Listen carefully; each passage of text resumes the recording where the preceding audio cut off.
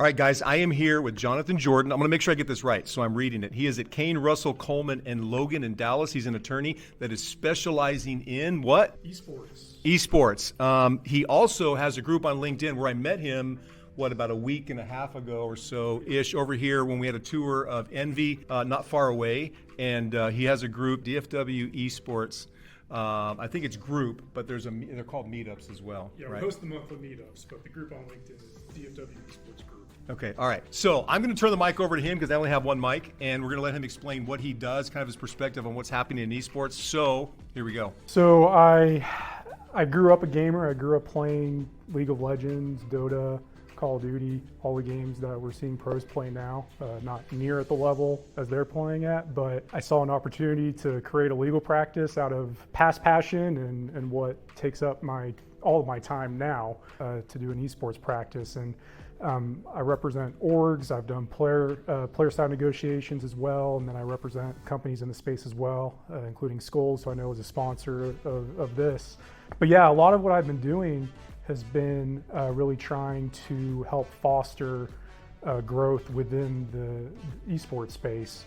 That was a motivating factor behind starting the monthly meetups, was to give us resource for people, especially in the DFW esports community, to connect and try to foster collaborations with each other and really help their businesses and the industry grow as well. So that's a large part of what I've been doing. Esports, there's so much opportunity in the space for not just professionals, lawyers, accountants, insurance, work with the orgs, players, you name it. There's opportunity everywhere in the space to do work and be successful.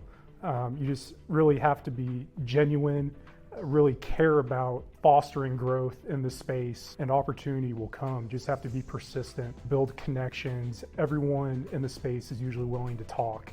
The more connections you get, the deeper you'll get, and the more opportunities that will come. There's obviously some luck involved as well to have success, but you can create that luck by building up the network and really just showing that you care about the industry. But what do you say to the people that aren't connected to these big organizations or the top 1% of esports? Not just, we say orgs a lot, but a lot of the things, that say, well, I can never get there. How am I ever going to get there? What's your advice to them? Just be persistent, reach out to people. It's a very open industry. That's how I started out.